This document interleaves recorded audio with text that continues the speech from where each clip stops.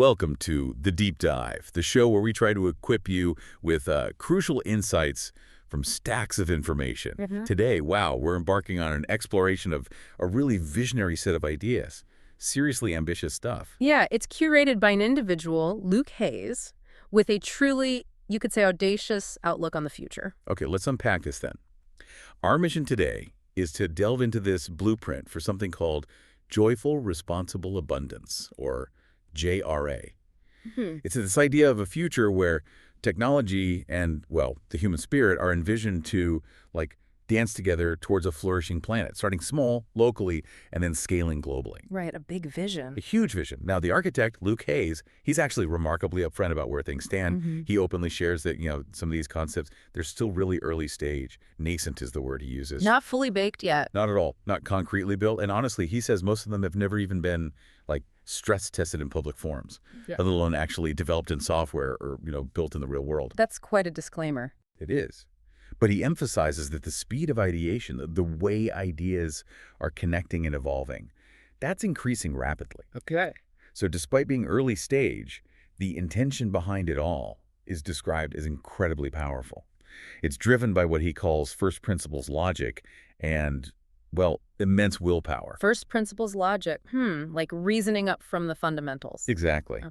And he basically posits that with those elements, the logic and the willpower, everything we're about to discuss is considered possible, some of it even inevitable. Wow. And the core message seems to be that the future, the narrative of what happens next, we all contribute to that. So yeah, buckle up for this deep dive. What's truly fascinating here, I think, is how this deep dive really challenges us. It makes us look beyond what is right now to what could be. Right. The potential. We're looking at a future that, as the curator suggests, might feel quite distant, very far from our current reality. Definitely feels that way sometimes. Yet he firmly believes with enough willpower, much of it isn't just possible, but maybe, in some cases, inevitable. That's a strong claim. It is, and it raises a really important question for us, for you listening. How do we, as informed people, approach these kinds of ideas? Ideas that are right on the very edge of current tech, current society. Yeah, how do you evaluate something so conceptual? And maybe more importantly, what lessons can we take away just from the sheer ambition, the foundational thinking behind such a huge, comprehensive vision? Good point. So we'll be exploring this holistic ecosystem. It's designed to fundamentally transform how we live, how we work, how we interact with the world, all through the lens of this audacious aspiration. And just to be clear, our goal here is to present this vision as it's laid out in the source material. We're exploring its scope, its intent. We're not necessarily endorsing it as, a fully proven path already. Absolutely. It's about understanding the blueprint. The vision, joyful, responsible abundance, and the aura of intelligence ecosystem. Okay, so at the very heart of this whole framework, this incredibly ambitious vision, you got this concept, joyful, responsible abundance. JRA. JRA, yeah. Now, this isn't just some catchy phrase, right, or feel-good slogan. It's presented as a truly radical redefinition of how we think about wealth creation. It really is. A total paradigm shift. It signifies moving completely away from our usual understanding of economic prosperity, beyond just piling up financial assets or maximizing shareholder value. Way beyond that. If we try and connect this JRA concept to the bigger picture, it really suggests a profound realignment of what society prioritizes. Okay, how so? Well, the core insight isn't just about, say, sustainable growth. It's about intentionally designing every single economic activity, every business venture, to actively generate a surplus. A surplus of what? Not just money. Exactly. A surplus for social systems, ecological systems, cultural systems. It means that giving back, replenishing resources, restoring ecosystems, these aren't afterthoughts. They're not just CSR boxes to tick. Right, not just optional extras. They are inherent foundational parts of how wealth is actually created in this model.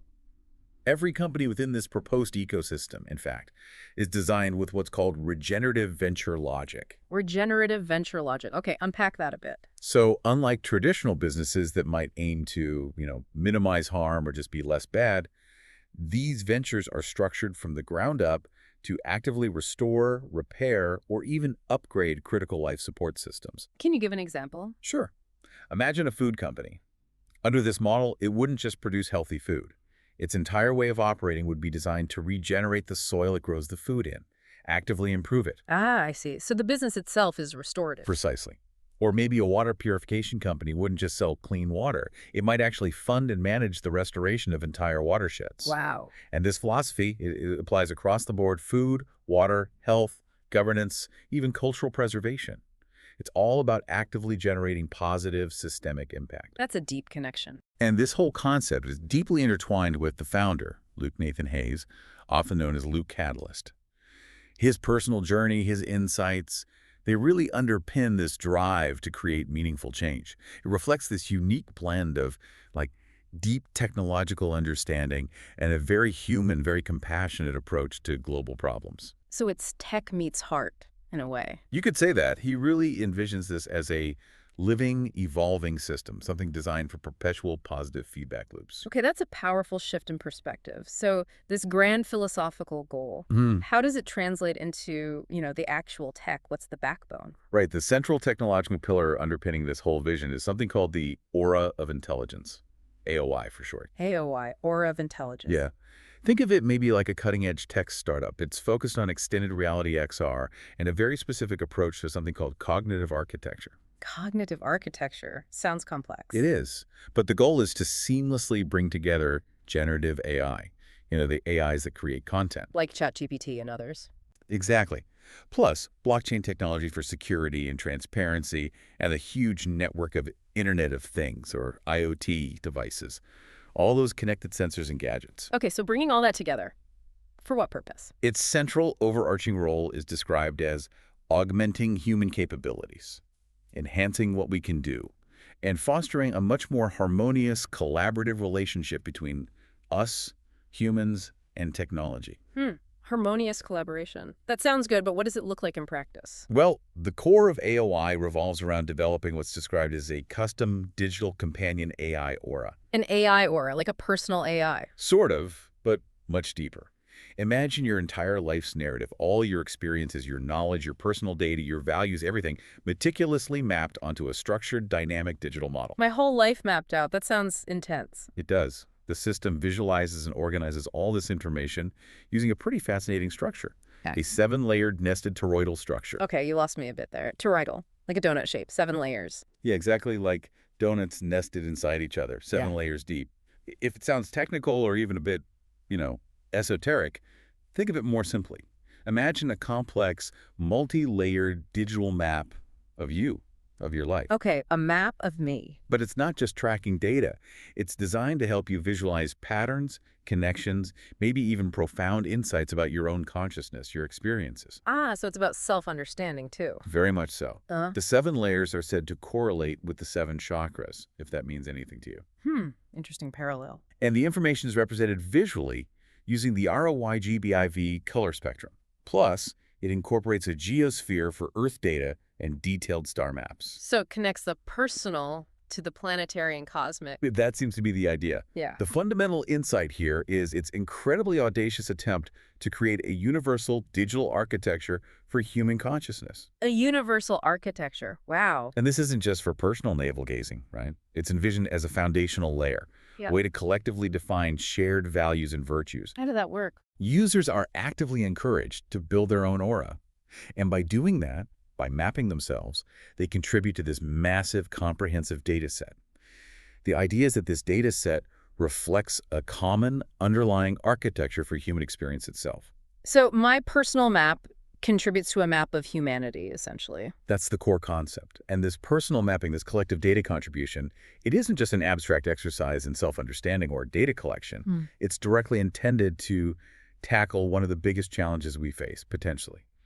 The super alignment challenge. Super alignment. Okay, I've had that term. That's about making sure super smart AI doesn't, go rogue. Exactly. How do we ensure that as artificial superintelligence emerges and evolves, potentially becoming vastly more intelligent than us, it remains aligned with human values, with ethics, with our collective well-being? It's a huge question. So how does this Aura system propose to solve that? That seems like a monumental task. It does. The mechanism within the Aura of Intelligence to address this is, well, it's remarkably democratic in concept. Democratic. It aims to foster this human-AI alignment by identifying common sense core values and virtues across time, across cultures, through a process of collective voting. Collective voting on values. Essentially, yes. It's a bold attempt to democratize the ethical framework for AI itself.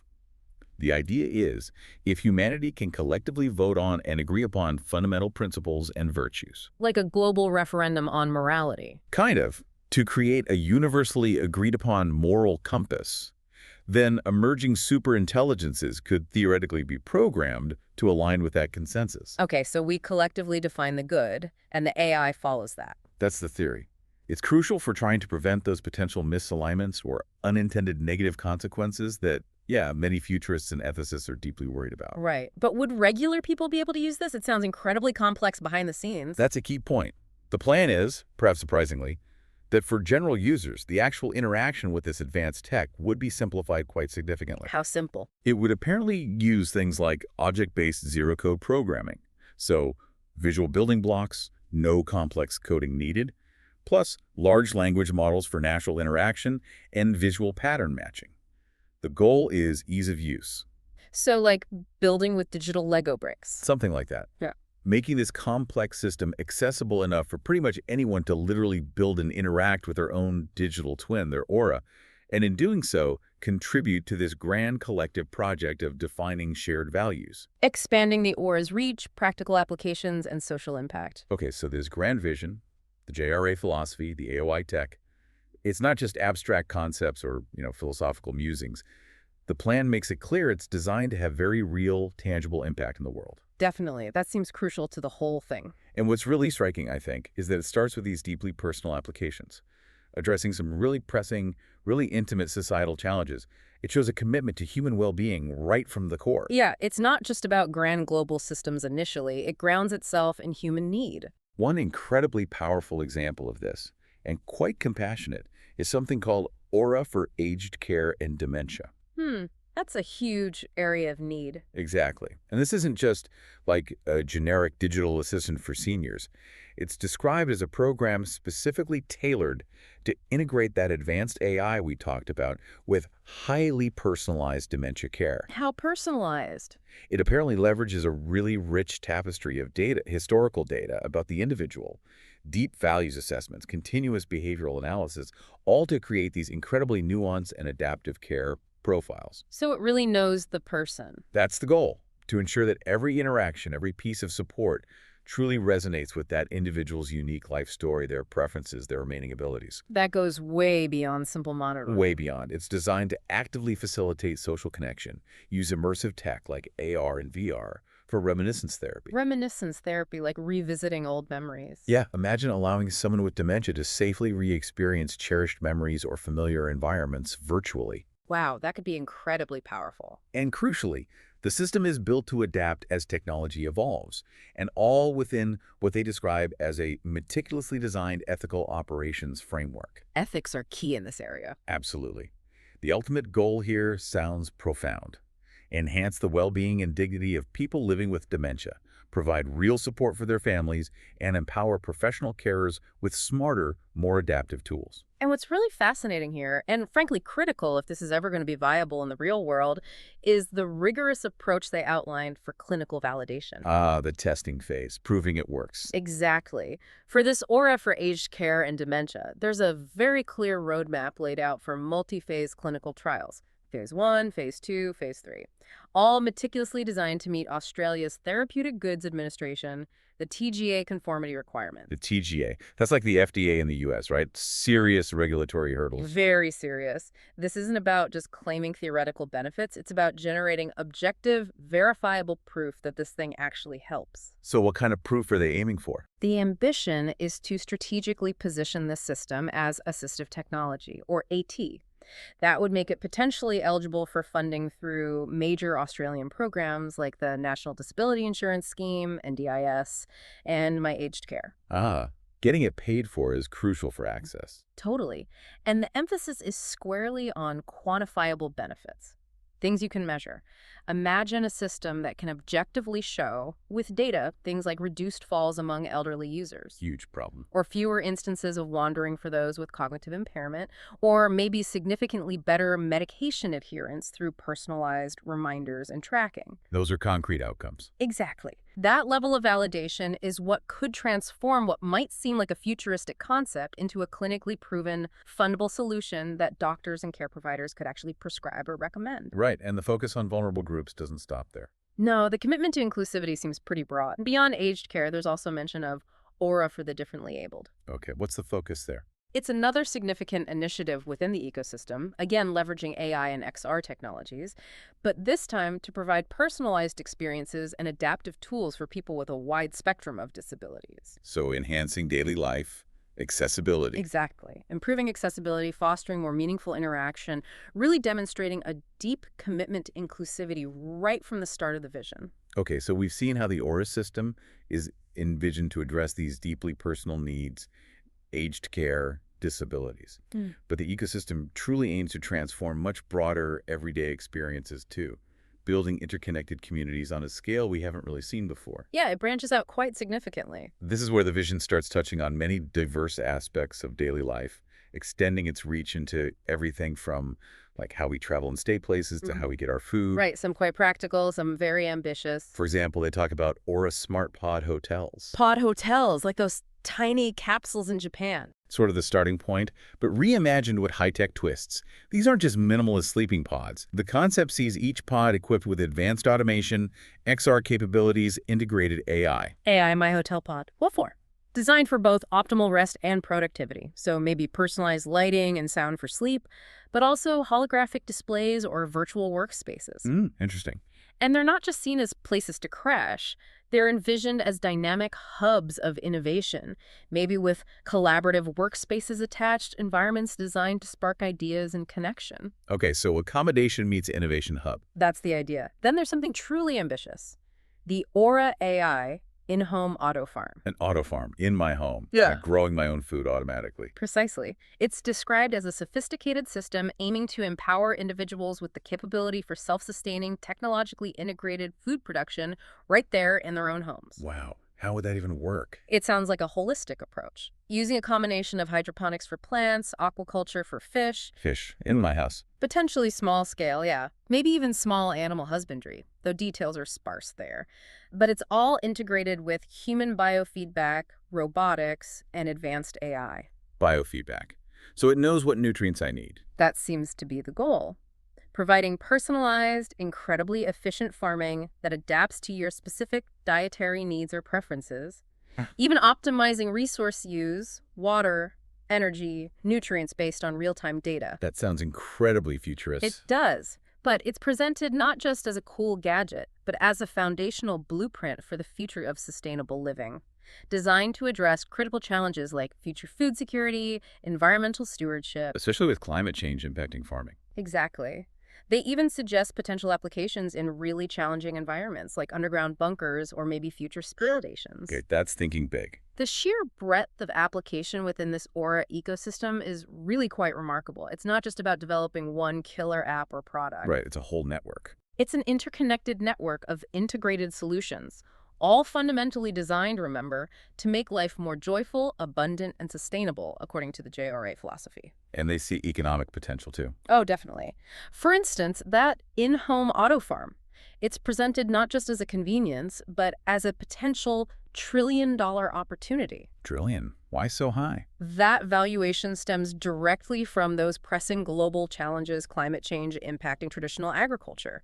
In that context, localized, efficient, resilient food production suddenly becomes incredibly valuable. Makes sense. What other applications are there? Well, there are projects like Aura Universal Translation, super ambitious, envisioning AI-powered translation services so seamless they could break down virtually all language barriers. The universal translator from science fiction. Kinda aiming for that, yeah, to foster unprecedented global collaboration. But its development is directly tied to the widespread adoption of the core Aura of Intelligence system. Because that broad usage across diverse linguistic communities is what would build that common architecture for human experience. They talk about the underlying data needed to make truly universal translation a reality. Ah, it needs the data from the auras. Exactly. Then there's the Aura Affinity Marketplace.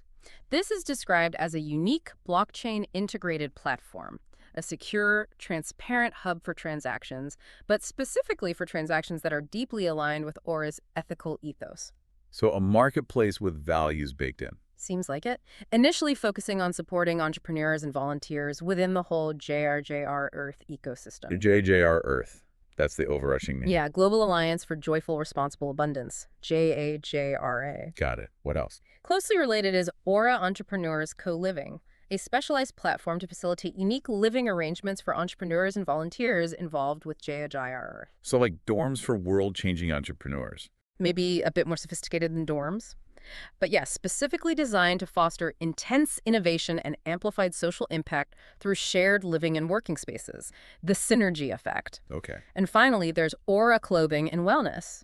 This one's intriguing. It seeks to integrate positive values and virtues, like they give the example of an aura of hope directly into fashion items and wellness products. Clothes with hope woven in. How?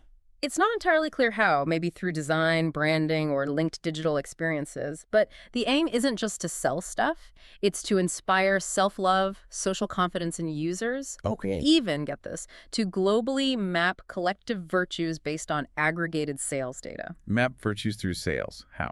Presumably, if the Aura of Hope t-shirt sells well in Brazil, that data point contributes to a global map showing where hope is perhaps resonating or being sought after. It's creating a feedback loop between consumption and collective values. That is a very unusual idea. It's a truly holistic and interwoven approach, isn't it? Every piece, even clothing, seems designed to contribute to the larger vision of abundance and interconnectedness. Catalyzing global change events and economic empowerment. Okay, so the scope of this vision, it keeps expanding. Beyond personal apps, beyond community transformations. It goes truly global. There are initiatives here aimed at uniting humanity on a massive scale. Yeah, fostering collective participation, a shared sense of purpose. Big stuff. A prime example of this global ambition seems to be these planned events, Live Aid Earth Revival 2025 and Thriving World 2035. Live Aid, like the original concerts. Exactly. These are conceived to commemorate the 40th and 50th anniversaries of the original Live Aid. But, crucially, with a profoundly expanded purpose. They're not just musical concerts. Okay, so what's the expanded purpose? The audacious aim is apparently to break all previous records in globally synchronized art and music, unfolding over an immersive 3-day period, with each day themed around past, present, and future. Globally synchronized, Yeah. like everyone participating at once, billions of people. That seems to be the vision. Imagine billions participating simultaneously across continents. Wow. Okay, but beyond the spectacle, what's the deeper goal? Right. If we connect this back to the bigger picture, these events are designed to transcend simple entertainment. They are envisioned as critical global platforms for, remember that collective voting. The voting on values for AI alignment. Exactly. Platforms for the world's largest collective voting on core values and virtues. This is positioned as an essential proactive step for humanity's future. Why essential now? Particularly because the emergence of artificial superintelligence is seen as potentially looming closer. The stated purpose is to actively align humanity with itself, with the environment, and crucially, with these potentially superintelligent computers. So using a global concert to define ethics for AI. It sounds like it. Fostering a future where technology and the human spirit genuinely dance together in harmony, as they say. And an innovative element here is how it incorporates something called gamified democracy. Gamified democracy, making voting fun. Kind of, aiming to make civic engagement more vibrant, more inclusive, more engaging through technology-enhanced gamification. How would that work in practice, like a game during the concert? It's not fully detailed, but imagine participating in some kind of global online game or interactive experience during the event, and your choices or contributions simultaneously help define our collective moral compass. So the voting process itself is part of the event. It seems likely integrated into the aura of intelligence ecosystem somehow, maybe through simplified interfaces accessible to anyone watching or participating, allowing this global consensus building on ethical frameworks for AI development and deployment. So making crucial decisions compelling, not boring. Exactly. Moving beyond traditional, often disengaging ways of doing civic participation to create a truly global unified voice on these massive issues. Okay, so grand unifying events.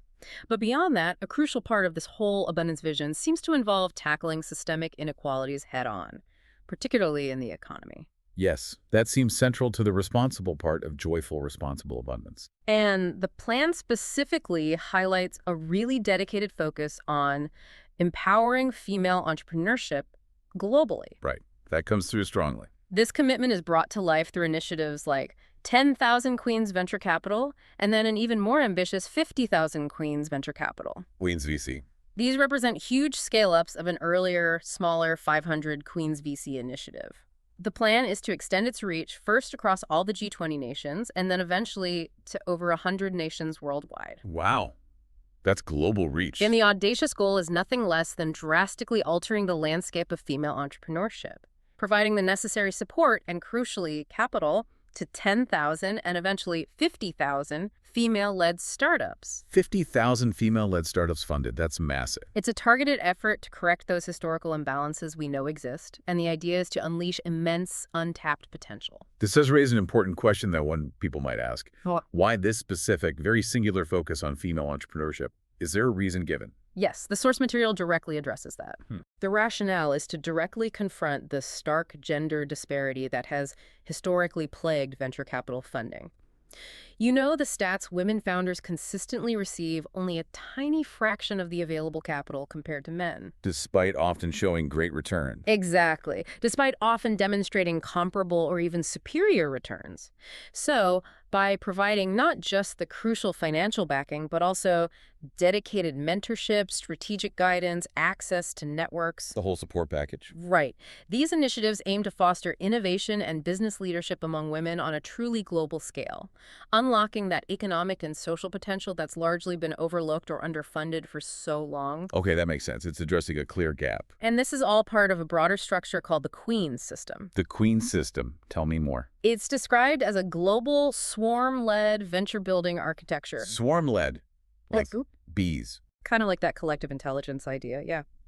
The core insight of this Queen system seems to be its innovative approach to VC itself.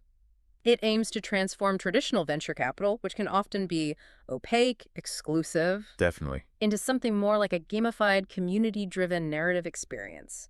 Gamified investing. How? Well, it includes things like a multi-tiered pack ladder micropledge system. This allows people to contribute smaller amounts, maybe ranging from just $5 up to $100. So democratizing investment access. Exactly, a much lower barrier to entry.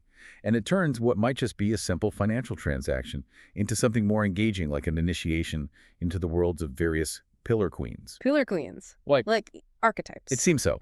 For instance, they mentioned a spark queen, who is dedicated to guiding ventures in fields like simulations and robots, or a shield queen, who oversees projects related to subterranean cities. Okay, specialized domains. Right. These pillar queens aren't just symbolic figures. They represent specialized areas of expertise and investment within the whole system. They provide strategic direction, resources. It makes the investment journey feel interactive, educational, and deeply embedded in this shared purpose of collective venture building. So investing becomes part of a story. Yeah, making global female entrepreneurship not just, financially viable, but socially compelling and engaging for a much wider audience. The living laboratory Minjurba's civilization of sand. Okay, here's where, for me, it gets really interesting. Maybe even a bit, sci-fi sounding, but apparently with a very grounded purpose. While a lot of these ideas we've discussed are global in scope, the vision includes a very tangible, very localized living laboratory, a place where many of these concepts are actually meant to be built, tested, refined. A real-world test bed. Where is it? North Stradbroke Island, or Minjurba, it's indigenous name. It's a beautiful island just off the coast of Brisbane here in Australia. Stratty. Okay, I know it. Beautiful place. So what's the plan there? Minjurba is envisioned as a prototype. Get this.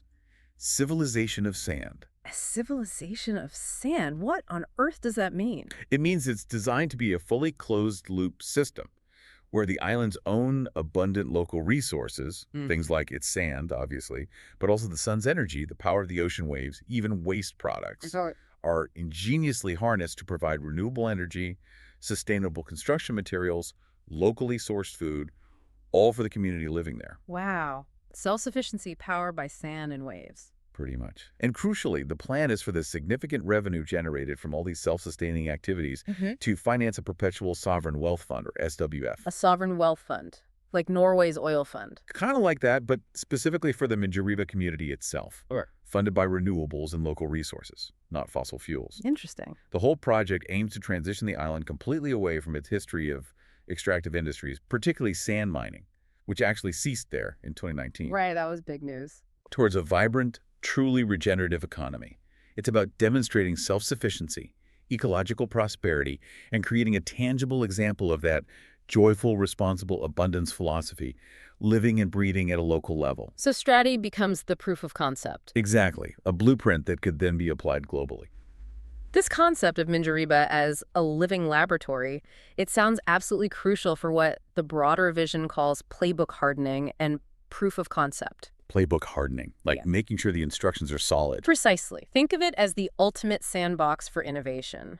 The successes they achieve on Minjariba, whether that's, say, a fully functioning, profitable sand battery, We're going to get to that. or a successful community-owned clean energy company using those wave devices, or a validated model for making building blocks out of sand and waste. Those become verified narrative assets. Narrative assets, stories they can tell. Yes, but more than stories. They become practical, proven venture blueprints. These aren't just local wins. They're documented, tested models that can then make the global Queen system and really the entire JRA vision incredibly credible. Makes it believable, investable. Exactly. Attractive for investment and readily replicable across other communities, other nations around the world. It's designed as a dynamic feedback loop, a strategic flywheel, they call it. Okay, explain the flywheel. Minjariba provides the real-world validation, the hardened playbooks. That validation makes the global Queen system and JRA philosophy more credible and scalable.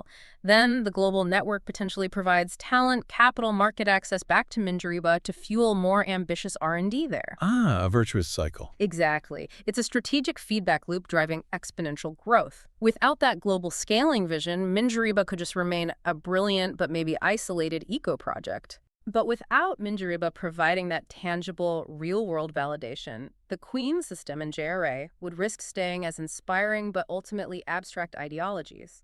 The island becomes the proof. The place where these ambitious ideas are shown to be not just possible, but replicable and scalable. Okay, so if Minjurba is going to be this civilization of sand, powering itself, building itself, Yeah. how? How do you power it, and how do you literally build it from the ground up using sand? It involves a really fascinating blend of, cutting-edge renewable energy ideas and highly localized material innovations. Let's start with energy. How do you power an island renewably? The plan proposes innovative bladeless tidal generators for the passages around the island, like Amity and Jumped-in Pin. Bladeless. How does that work? No spinning turbine? Exactly. No spinning blades that can harm marine life like dugongs or turtles, which are common there. Instead, they're talking about things like oscillating hydrofoils. Picture something that mimics the efficient back-and-forth movement of a fishtail to capture energy. Or something called vortex-induced vibration, or VIV. Cylinders. These are basically cylinders that vibrate naturally from the water flowing past them, and that vibration is converted into energy, more passive. Interesting. And what about the ocean side? The big waves? For the eastern and northeastern coasts, which face the open ocean, they suggest oscillating wave surge converters, OWSC, and oscillating water columns, OWC. These are types of wave energy devices. And how would they be deployed? Cleverly, the plan is to integrate them into newly designed submerged reefs, artificial reefs that serve multiple purposes. Like what? Well, the emphasis across all these energy solutions is multifaceted. First, paramount is marine fauna safety. No spinning blades is a big deal. Right. Beyond that, they're designed for habitat enhancement. The reefs create new ecosystems. They could also foster ideal surf breaks, which would be popular on Strati, and provide crucial coastal protection against erosion, which is a growing issue. So energy, ecosystem, recreation, protection, all in one. That's the integrated thinking. But renewables like wave and tidal are intermittent, right? The tide doesn't flow constantly. Waves aren't always big. Good point. So how do you store the energy? Batteries. Yes, but not just lithium-ion batteries. The plan suggests equally innovative energy storage solutions, leveraging the island's most abundant resource, sand. Sand batteries, you mentioned that. How does a battery made of sand work? It's actually about heat storage. One key proposal is storing heat in massive, well-insulated beds or silos of sand. So giant insulated sand pits. Kind of. Hmm. Excess energy from solar, wave, or tidal sources would be used to heat these sand beds to remarkably high temperatures they mention around 500 degrees Celsius. Wow, really hot sand. Yeah, much like a successful project in Finland called Polar Night Energy, this allows for very long-duration energy storage. Then when you need power, the heat is released from the sand, typically used to create steam and drive a turbine to generate electricity. Ingenious. Using the local resource. Exactly. Molten salt thermal storage is also mentioned as another option, known for high capacity and stability. Okay, so energy covered. What about building materials? How do you build a civilization from sand? This is where that concept of complete circularity really comes in. It's a core tenet of the civilization of sand. The project aims to meticulously refine the island's naturally occurring mineral sands. Stratti has special sand. I thought it was just sand. It's known for its rich mineral sands, specifically containing quartz, ilmenite, rutile, zircon, and monazite. These aren't just beach sand, they are rich in valuable elements. Like what? Through advanced processing, the plan is to transform them into high-purity silicon, perfect for manufacturing solar panels right there on the island. Well, closing the loop. And titanium from ilmenite and rutile for advanced components, maybe for aerospace or those energy devices. Zircon for ceramics used in machinery, essentially turning the island's natural geological bounty into the very building blocks of its new high-tech economy. Wow. What about actual construction, like bricks and mortar Hmm. or bricks and sand? Exactly like bricks and sand. The plan also proposes pioneering materials like geopolymer or polymer-bonded sand blocks. Okay, what are those? Basically, using the local sand, but mixing it with waste binders, maybe industrial byproducts, or even recycled plastics to create durable, sustainable building blocks. Less reliance on traditional cement, which has a huge carbon footprint. Smart. Using waste too. And even more ingeniously, they mention oystercrete. Oystercrete. Concrete with oyster shells. Precisely. Incorporating crushed oyster shells into the concrete mix. This not only uses a waste product potentially available from local aquaculture, Right, connecting to the auto farm idea. but it creates surfaces that apparently attract marine growth. So imagine building seawalls or reef structures with oystercrete that then become living ecosystems, further enhancing biodiversity and maybe even stabilizing the structures over time. That's really thinking ecologically. And they also mention considering mycelium insulation panel. Mycelium, like mushroom roots. Exactly, grown from organic waste, potentially offering a natural, biodegradable, highly effective insulation material for buildings. This whole vision of everything is engineering really aims to leverage advanced material science, AI, local resources to overcome traditional environmental limits, turning waste into resources, creating a fully circular material economy right there on the island. Okay, this vision for Minjuriba, it's not just about what happens above ground with the sand and the waves. The plan actually delves beneath the surface, too. Underground. What's planned down there? Extensive subterranean infrastructure, designed not just for utilities, but also for ecological preservation and even novel kinds of bioproduction. How do you build underground in wet sand? That sounds difficult. The plan mentions the groundbreaking idea of using wet sand TBMs, tunnel boring machines. TBMs, like the ones that dig subway tunnels. Exactly. Akin to Elon Musk's Boring Company in its ambition to move infrastructure underground, but specifically adapted for the unique challenges of wet, sandy environments like Minjuriba. Okay, so specialized sand tunneling machines, what would they build? They'd create protected, resilient conduits for all the essential services. Power cables, water pipes, fiber optic lines, shielding them from surface disturbances, storms, maybe even bushfires. Makes sense. More resilient. Potentially, they could even create transit tunnels for things like electric trams. Imagine significantly reducing surface traffic, preserving the island's fragile ecosystems above ground, and creating a more efficient internal transport system. An underground tram on Stratti. And building on that, these protected subterranean spaces could also host bioproduction facilities. Bioproduction underground, like We're talking about controlled environments, perfect for things like mushroom cultivation. mycelium again. Exactly.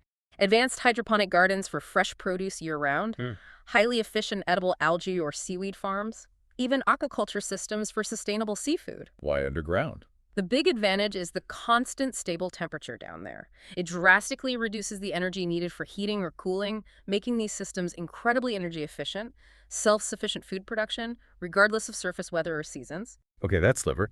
Using the Earth's natural insulation. If we connect this to the bigger picture, this comprehensive approach, surface renewables, circular materials, subterranean infrastructure, integrated food production, it reflects an incredibly deep commitment to environmental stewardship. It goes way beyond just generating clean energy. Right, it's a whole system approach. And the plan also details significant ecosystem enhancement and wildlife protection efforts that are woven directly into these infrastructure projects. How so? For example, strategic coastal protection measures like those emerged breakwaters and artificial reefs we mentioned, they're meticulously designed not just to stop erosion or buffer storm surges, but also time with planting extensive seagrass meadows and mangrove belts. Why mangroves and seagrass? They are critical blue carbon ecosystems. They sequester huge amounts of carbon, and they create vital new habitats for fish and other marine life. So protection becomes regeneration. I'm protecting existing wildlife. Strategy has koalas, kangaroos, dolphins, whales. Absolutely. Wildlife protection is stated as paramount. The plan outlines specific strategies like creating safe dugong and turtle corridors where boat speeds might be limited or routes adjusted, Good. implementing strict construction blackout windows during sensitive nesting seasons to avoid disturbing turtles or birds, using special turtle-friendly lighting near beaches that doesn't disorient hatchlings, Important details. and even deploying acoustic monitoring systems to prevent underwater noise from marine construction potentially disturbing migrating whales. It's about integrating advanced engineering with ecological principles, aiming not just to build resilient infrastructure, but to actively enhance biodiversity. A net positive environmental impact is the goal. Okay, this all sounds incredibly ambitious. And let's be honest, incredibly expensive. Building TBMs, bladeless turbines, sand refineries. So how do you fund such a massive undertaking? Yeah, the financials are key. And maybe even more importantly, how do you ensure its long-term financial viability and make sure the prosperity flows to the community, like the JRA philosophy demands, rather than just, external investors taking all the profit? Good question. That's where the Sovereign Wealth Fund comes in. Right, the Strati SWF. How does it get capitalized? Where does the money come from? Central to the whole financial model is this Strati Sovereign Wealth Fund. The plan is for all the revenue generated from the island's clean energy sales wave, title, solar plus revenue from carbon credits. Carbon credits from the mangroves and seagrass. Exactly. Those restored blue carbon ecosystems become valuable assets, plus revenue from leases, maybe land leases for some of the facilities, and potentially future sales of digital tokens. All of that income is intended to perpetually capitalize this fund, specifically for the benefit of the Minjariva community. Okay, so multiple revenue streams feeding the community fund.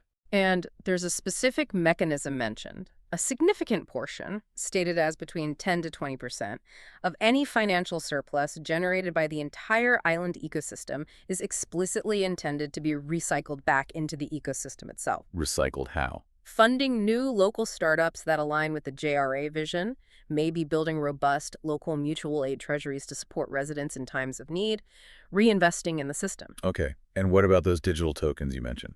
A key component of this unique financial engine is the proposed Strati Energy Tokens, or SETs. SETs, okay. What are they? It's envisioned as a community investment scheme using blockchain tokens. The idea is that each unit of electricity produced on the island, say 1 kilowatt hour, could potentially be represented by a digital token. Tokenized electricity, why? This could allow for secure, transparent, peer-to-peer, P2P energy trading among island residents. Imagine selling your excess solar power directly to your neighbor via these tokens. A local energy market. Exactly. Furthermore, these SETs could potentially be sold to external investors as well.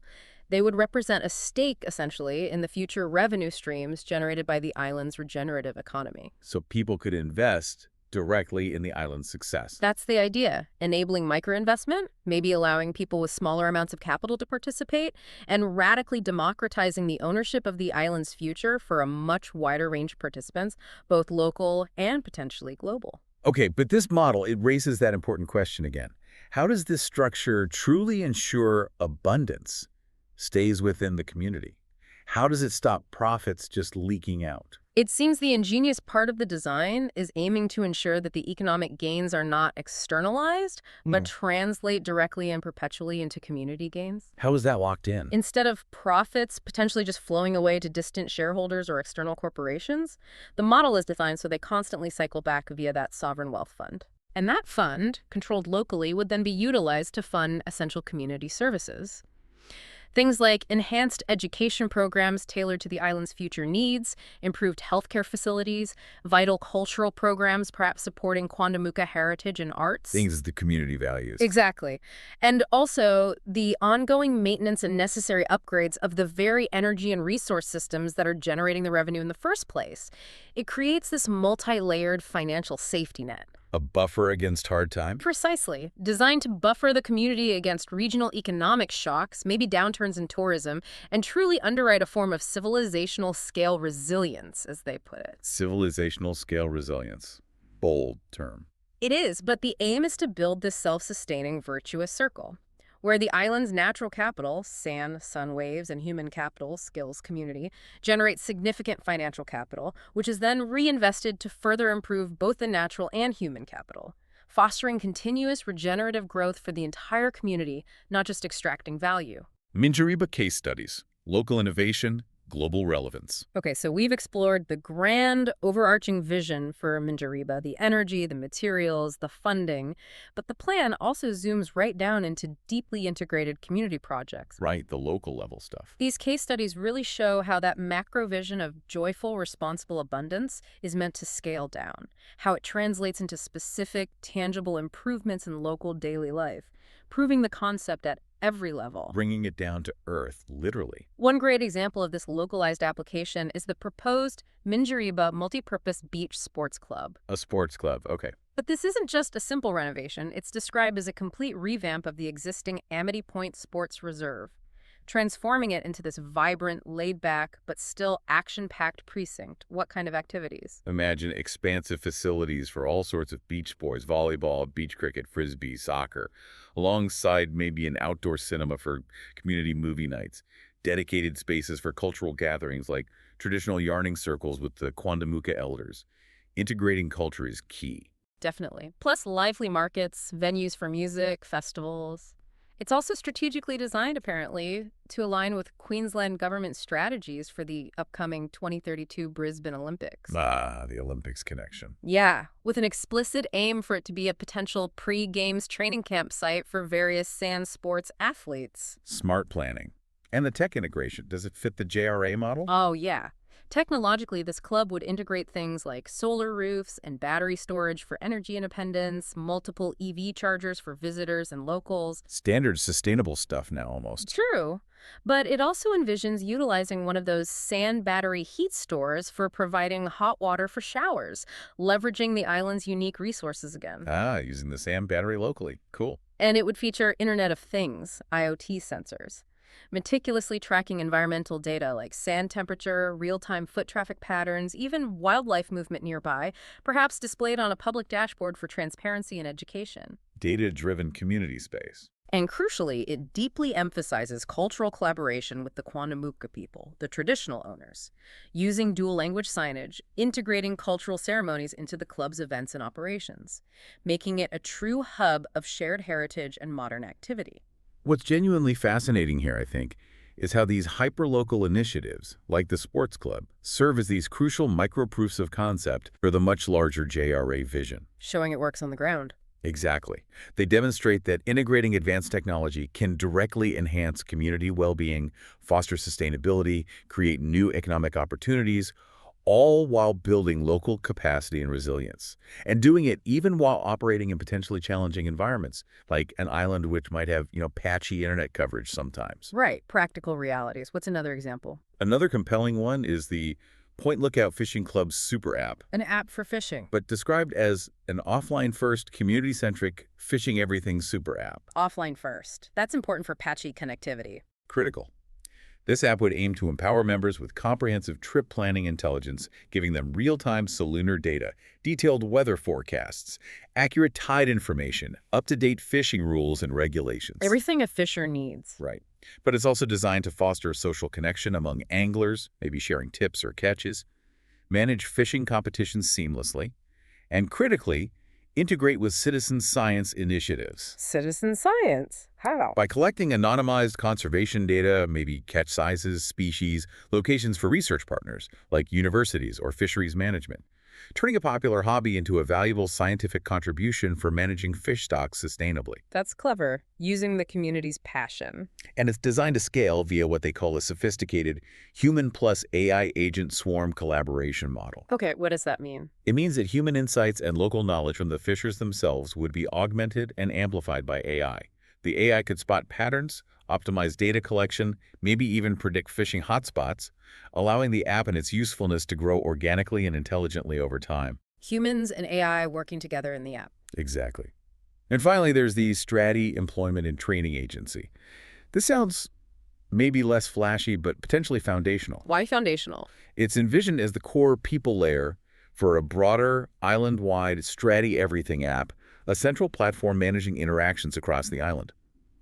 This agency specifically aims to solve some of the persistent logistical challenges that islands often face. Like finding staff, housing. Precisely. It would feature unified onboarding and role management for both paid staff and volunteers across different island businesses or projects, ensuring comprehensive compliance support, automatically checking essential things like visas, liquor licenses, blue cards for working with children. Streamlining the admin hassle. Totally. It would have built-in micro-training modules for quick skill development, gamification elements to boost engagement and maybe reward reliability. And the housing and transport. Big issues on islands. Crucially, yes. It includes a sophisticated housing and employment matchmaking system designed to directly address chronic shortages of both affordable housing and available workers, and also tackle transport constraints like the fact the last ferry leaves relatively early, making late shifts difficult. How does matchmaking help the ferry problem? By leveraging AI for optimal staffing, maybe identifying workers who live on the island for late shifts, or coordinating shared transport, or matching workers to jobs near available accommodation, using data to solve those tricky logistical puzzles across the island's whole burgeoning regenerative economy. Wow, so these aren't just isolated projects. They're practical, deeply interconnected solutions showing how the big vision could actually work day to day. That's exactly it. They demonstrate the holistic nature of the vision in practice. The path forward from concept to reality. Okay, we've explored this incredibly ambitious vision today, and it's one that, as its curator Luke Hayes himself candidly noted right at the start, is not concretely built yet, still largely conceptual. Yes, that transparency is important. So this naturally raises the crucial question that hangs over all these kinds of transformative future-facing plans. What are the real challenges? What are the hurdles in actually bringing such a grand future into being? And how does the plan even propose to address them? The implementation gap. It's always the hardest part. Luke Hayes himself uses this interesting metaphor. He speaks of permeable societal membranes. Permeable societal membranes, like barriers you can get through. Exactly. Membranes that can be penetrated, maybe dissolved, perhaps grown or shifted somehow. These metaphorical membranes represent all those often invisible yet incredibly powerful barriers. Social norms, regulatory hurdles, financial obstacles, political inertia that typically hinder or block projects of this groundbreaking nature and scale. Things that stop big ideas from happening. Right, and the vision explicitly champions overcoming these barriers through, again, unwavering adherence to that first principles logic. Reasoning from the ground up. Combined with sufficient willpower, just sheer determination and focus. It also openly accepts that the traditional cost-benefit ratio for this kind of transformative change might need rethinking. How so? It suggests the benefits might extend far beyond conventional economic calculations. You have to factor in broader societal returns, long-term environmental restoration, resilience, value things that are much harder to quantify in a standard spreadsheet, but are core to the JRA philosophy. So a different kind of value assessment. This whole discussion really highlights the very real, very complex, and often massively underestimated practicalities of radical innovation. It's not just about having a good idea. Right, it's about navigating the messy reality. For the Manjerba project specifically, this translates into needing to navigate a really dense web of critical stakeholders and existing regulations. It's not a blank slate. Like who? For instance, it means engaging proactively and collaboratively with the local government, the Redland City Council. Working with them on specific zoning requirements, they mention needing the Community Facilities Precinct CF5 zoning, which defines what can actually be built where. Bureaucracy. Necessary but slow. And there are significant technical considerations like assessing and mitigating flood risk, dealing with airport environs overlays near the Dunwich airstrip, which impose strict limitations on building heights in certain areas, practical constraints. Okay. What else? Beyond local government, it could involve complex negotiations with other landowners. They specifically mention approaching the Anglican Church, Southern Queensland, about potential property acquisition, citing 82 Clayton's Road, and needing to align the project's goals with the church's own mission of social impact, seeking a potentially symbiotic relationship. Finding common ground with institutions. And crucially, perhaps most paramount for any project on Minjerribah is the need for deep, respectful, and ongoing collaboration with the Quandamooka Uluburabi Aboriginal Corporation, QYAC. The traditional owners. Absolutely. Their consent, partnership, and genuine involvement are absolutely vital for any project to proceed ethically and successfully on the island. Their voice and perspective are central. That relationship is fundamental. And remember Aura for dementia. Its clinical validation involves navigating those rigorous regulatory pathways, like TGA conformity in Australia. These are inherently complex, incredibly time-consuming, demand extensive scientific proof, and cost a lot of money. No guarantees of success. Right. Years of trials and paperwork. These are all very real-world membranes, social, regulatory, cultural, financial. They require immense strategic navigation, deep community engagement, patient negotiation, and yes, that persistent willpower Luke Hayes talks about, just to permeate and hopefully transform them. Okay, so given all these complexities, it's clear this isn't presented as a static, fixed plan. It has to be dynamic, evolving. Exactly. The curator refers to it as an iterative path, a journey towards what he calls a protopian future. Protopian, not utopian. Right. He defines protopian as better than utopia because it acknowledges the journey. It's about continuous improvement, step-by-step progress, learning from mistakes rather than aiming for some static, impossible perfection. I like that. More realistic. And the development plan reflects this iterative approach. It's laid out with clearly defined phases, designed specifically for continuous refinement and systematically de-risking the whole endeavor over time. What are the phases? Phase A is focused on seed and feasibility. That's where the foundational concepts get rigorously examined. Do the numbers stack up? Is the tech plausible? The initial reality check. Right. If that looks promising, it moves into Phase B, pilot and growth. This involves tangible steps like maybe building a small-scale pilot reef islet to test those marine energy concepts in the actual environment, or deploying and testing the first few energy devices. Learning by doing, but small-scale first. Proving the core tech works. Then Phase C marks the transition to scaling up, building the full hybrid clean energy farm, generating significant power, and officially launching the Sovereign Wealth Fund with real revenue flowing in. Getting the economic engine running. And finally, Phase D is envisioned as planetary grid and institutionalization. That's about potentially scaling these new industries generated on Minjerribah globally, establishing dedicated education centers perhaps, really embedding the model for the long term. From local proof to global system, this phased approach is absolutely critical. It allows for that continuous refinement, constant learning, and systematic de-risking of what is, let's face it, an incredibly ambitious vision. You don't bet the farm all at once. Makes sense. And this brings us right back to that strategic flywheel concept you talked about earlier. It connects all the pieces. Remind us how that works again. Minjerribah, the living laboratory, is designed to provide the verified playbooks, the proven documented models for deploying the technology, for setting up effective governance structures within this regenerative economy, for implementing the innovative financial mechanisms like the SWF and the token. The tested recipe. Exactly. These validated playbooks then directly fuel the global replication and expansion of the Queen's system, providing tangible, de-risk blueprints that those female-led ventures around the world can adopt and adapt. Giving them a head start. Right. And in turn, this burgeoning global network with its distributed talent pool, its diversified streams of capital, its expanded market access provides the essential resources needed to de-risk and significantly amplify the next wave of ambitious research and development that continues back at the local level on Minjerribah. So they feed each other. Local innovation fuels global growth. Global resources fuel local innovation. It's designed as a powerful, self-reinforcing feedback loop. And ultimately, the vision presented here, it's not just a random collection of cool projects. This feels very interconnected. It's a comprehensive, deeply interwoven effort to manifest this joyful, responsible abundance at every conceivable scale, from the individual user interacting with their personal AI aura, Right down to the personal level. to a thriving, resilient local community like the vision for Minjerribah, and ultimately scaling towards a more sustainable, more equitable planetary civilization. Wow. And it's all presented with this core driving belief that with foundational first principles logic, breaking problems down to their roots, and truly sufficient willpower, everything articulated in this vision is indeed possible. And perhaps some aspects of it are even inevitable, shaping a future that, as Hayes says, we're all collectively contributing to, whether we realize it or not.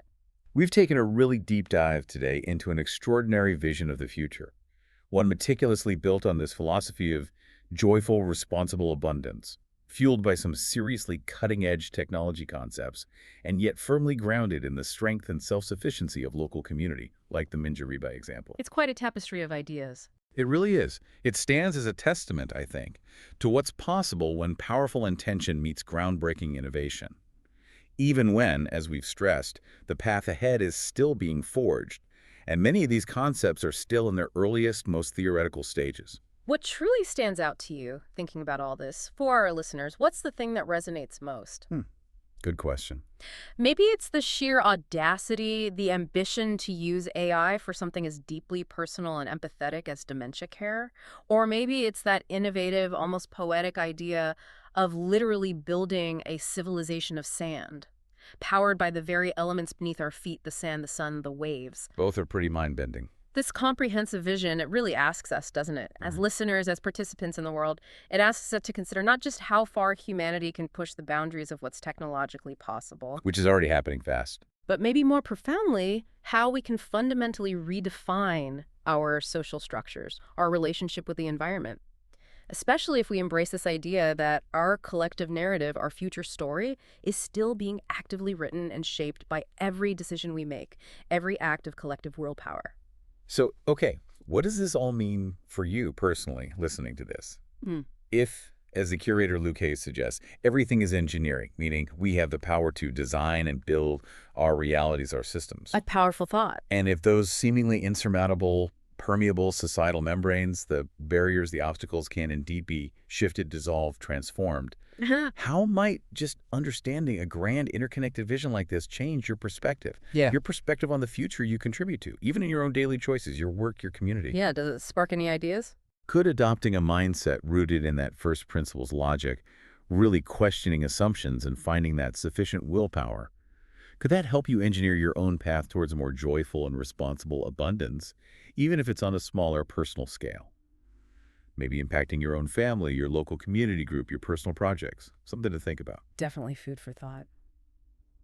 Thank you for joining us on this deep dive.